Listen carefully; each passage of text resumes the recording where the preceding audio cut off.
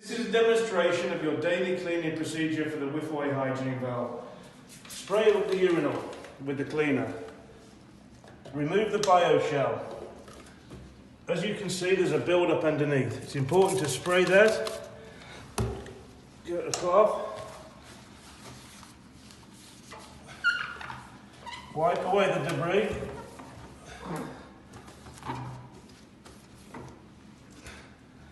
And then replace the bio shell. Center, push it down, and you're good to go. Spray again.